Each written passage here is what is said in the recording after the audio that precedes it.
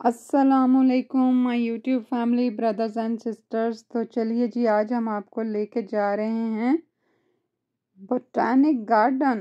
जी हाँ, botanic gardens. और इसको आप पार्क नहीं कह सकते, ये गार्डन है। इसमें 9,000 से ज़्यादा प्लांट्स हैं जो डिफरेंट डिफरेंट टेम्परेचर के हिसाब से उन्होंने ये ट्रॉपिकल जो ग्लास हाउसेस हैं उसमें रखे हुए हैं, और उस हिसाब से हर प्लांट के हिसाब से टेम्परेचर भी सेट किया हुआ है। तो आप कह सकते हो कि मतलब एक तरह से ये नई नई चीज़ों को तजर्बा भी करते हैं, जैसे कि कुछ चीज़ें ठंडी जगह पे, मतलब कुछ प्लांट ठंडी जगह पे नहीं ग्रो कर पाते, तो फिर ये इस तरह से यहाँ पे एक्सपेरिमेंट करते हैं।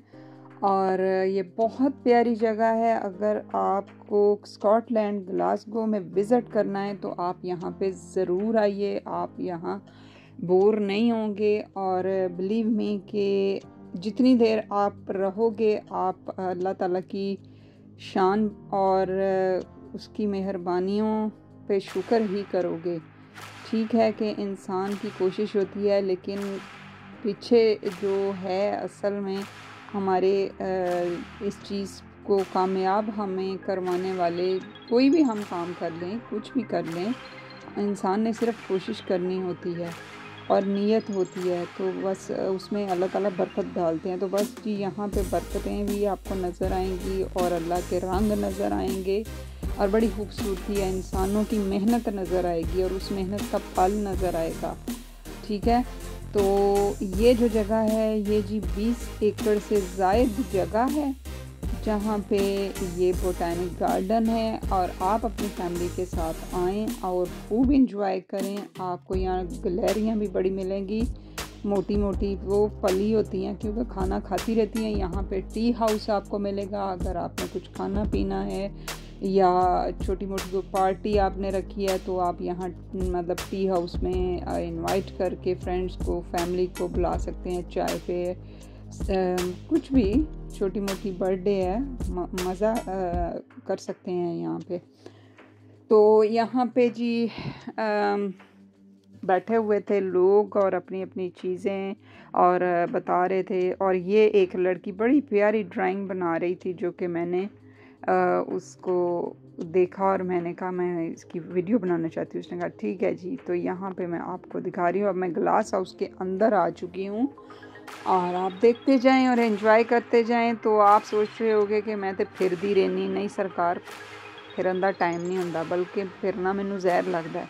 लेकिन चूँकि अब बच्चे हैं तो बच्चों को तो नहीं पता कि पेरेंट्स का दिल कर रहा है, नहीं कर रहा, या क्या मसले मसाइल हैं, तो बच्चों को तो प्रॉपर टाइम देना पड़ता है। अगर हम टाइम नहीं देंगे तो दुनिया देगी टाइम, और जो दुनिया देगी ना टाइम आपके बच्चों को, फिर वो ਤੁਹਾਡੇ जोगे नहीं रहने, फिर तुसी उस टाइम ਨੂੰ पछताना है। तो बेहतर ਹੁੰਦਾ है कि अपने बच्चे ਜਿਹੜੇ ਤੁਹਾਡੇ ਆਪਣੇ ਨੇ ਜ਼ਾਤੀ, ਦੂਸਰਿਆਂ ਦੇ ਨਹੀਂ, ਸਿਰਫ ਆਪਣੇ ਬੱਚਿਆਂ ਨੂੰ ਖੁਦ ਨਾਲ ਲੈ ਕੇ ਚੱਲੋ, खुद उन्होंने नाल इंजॉय करो और उन्होंने इंजॉय करवाओ। आई नो कि एक वक्त आता है बच्चे खिजन लग जाते हैं है कि माई बाबे साढ़े नाल जमड़े, लेकिन बस एक ख़ास वक्त तक आपको बच्चों के साथ रहना पड़ता है। जब बच्चे खुद माशाल्लाह समझदार हो जाते हैं तो फिर वाकई में जिस तरह से आपने उनको ज़िंदगी सिखाई होती है वो उसी तरह से ज़िंदगी बसर कर रहे होते हैं। और बेटियों के लिए तो बहुत एहतियात की ज़रूरत होती है, बेटियों को समझाना पड़ता है, बेटियों को हर एक एक चीज़ बतानी पड़ती है। और आजकल तो बेटों को भी उतनी ही ज़रूरत है अकलमंद दी जिन्नी कुड़ियां नूं है। तो बस दोनों को ही इक्वल ट्रीट करें, दोनों ही आपकी औलाद होते हैं। तो क्योंकि जब हम दुनिया से चले जाएंगे, जिस तरह हमारे पेरेंट्स चले गए हैं या जिस तरह उनके भी पेरेंट्स के पेरेंट्स भी चले गए हैं, तो उसके बाद की जो लाइफ होती है ना, आई मीन जो पेरेंट्स के बाद की लाइफ होती है वो बहुत हार्ड होती है। तो उस हार्डशिप के अंदर सिर्फ ये कुछ लम्हात ऐसे होते हैं, मतलब कि आपकी मेमोरी में कुछ ऐसे लम्हात रह जाते हैं कि आपने एक अच्छा टाइम गुजारा होता है या आपके ज़िंदगी में बहुत अच्छे लम्हात आए होते हैं, वो चीज़ें आपको याद रहती हैं। और वो हार्डशिप जब स्टार्ट होती है, जो कि पेरेंट्स के बाद स्टार्ट होती है, तो ये नहीं है कि मतलब सबके साथ नहीं होती, नहीं, सबके साथ होती है। जब पेरेंट्स जाते हैं तो सब ही उसी तरह सफ़र करते हैं, क्योंकि पेरेंट्स का होना एक इतनी बड़ी अल्लाह की तरफ से हम पर मेहरबानी है कि हम उस चीज़ की कदर उनके बाद करते हैं। और बाज़ दफ़ा तो हर एक बच्चा जब पैदा होता है और उसकी माँ चले जाती है या एक्सीडेंटली माँ या बाप बहुत छोटी उम्र में चले जाते हैं, उसमें तो उसका वो नहीं होता ना, उसकी बेचारे की कोई मेमोरी बनी होती है पेरेंट्स के साथ। और लेकिन उसने भी सरवाइव करना होता है। अब वो बच्चा कैसे सरवाइव करता है? वो बच्चा सरवाइव ऐसे करता है कि कोई उसको बताता है कि तुम्हारी माँ इस तरह से तुम्हें तैयार करती थी, इस तरह तुम्हें कपड़े पहनाती थी, वो कहती थी फलां कलर इसको सूट करता है, ये तुम्हारी माँ ये खिलाती थी तुझे, तू ये शौक से खाते थे, या तुम्हारा बाप तुम्हारे लिए ये करता था। तो ये उसकी मेमोरी होती है। ऐसा और नहीं होता कि हम मेमोरी के बगैर लाइफ गुजार रहे हैं।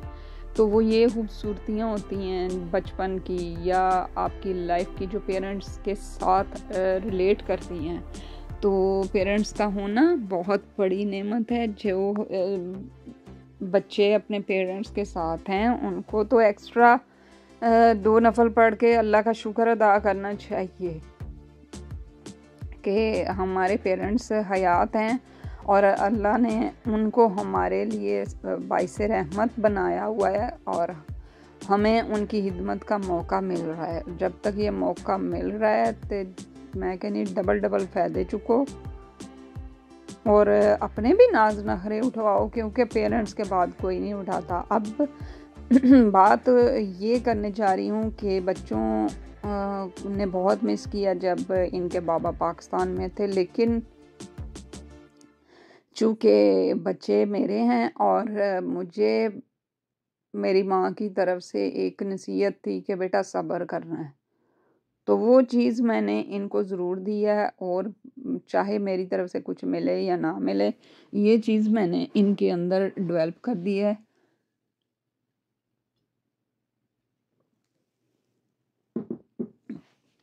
और इनको ये समझाया है कि टाइम जो है ना वो चेंज होता है।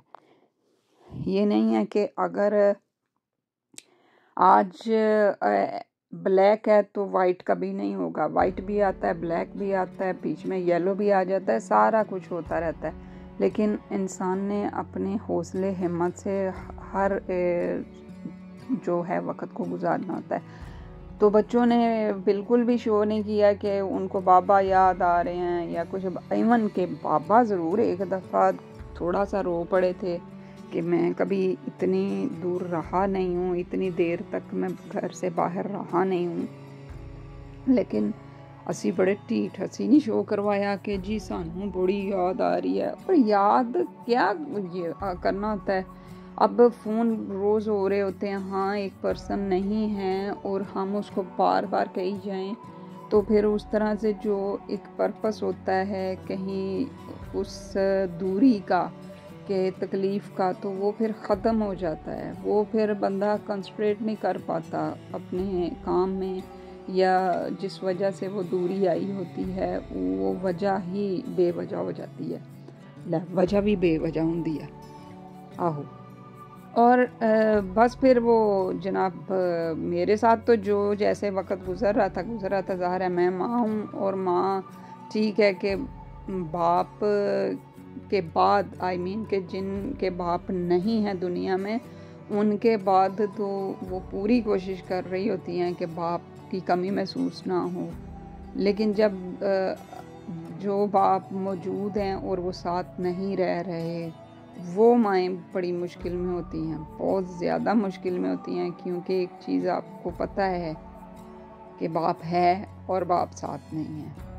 तो और ये हॉलीडे वाले बाबा जो थे, हॉलीडे का भी हमें पता था कि ये तो बड़ी जल्दी ख़त्म होने वाली हैं। तो बस फिर